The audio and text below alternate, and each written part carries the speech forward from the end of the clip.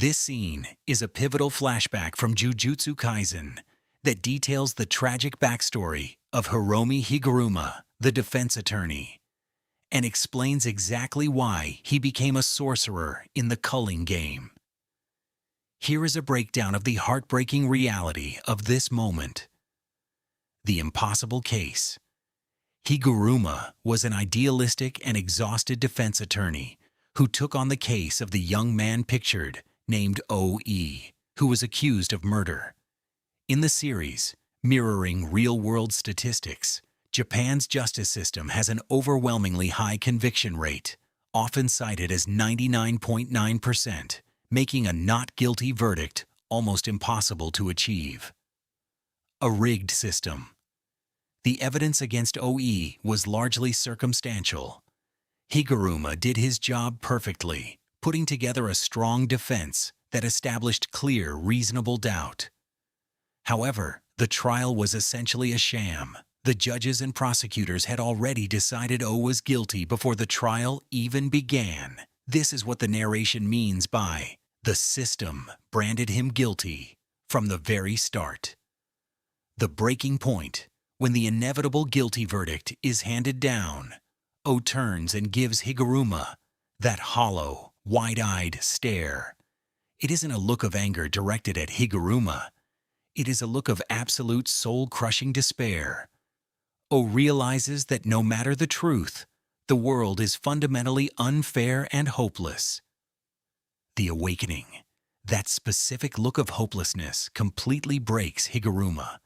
It destroys his lifelong faith in the legal system and the concept of conventional justice.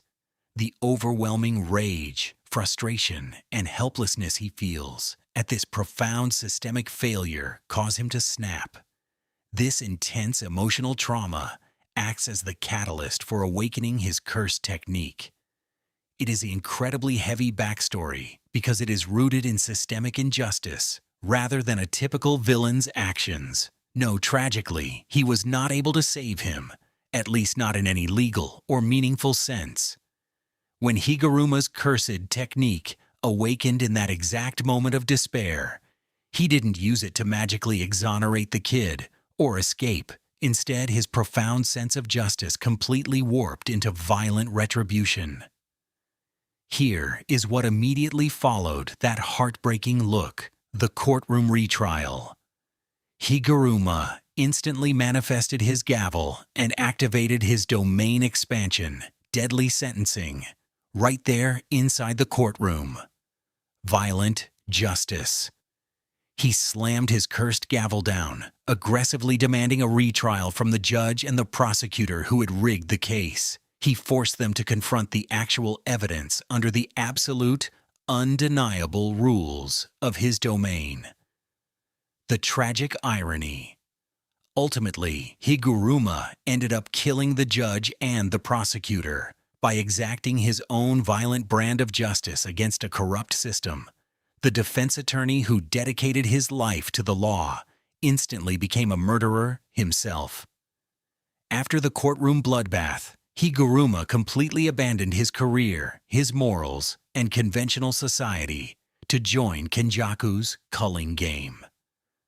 The story never explicitly confirms what happened to OE after that day, but Higuruma's violent breakdown essentially destroyed any chance the kid had at a normal, legal exoneration. It's a brilliant but dark origin story. He became the very thing he spent his life defending people against.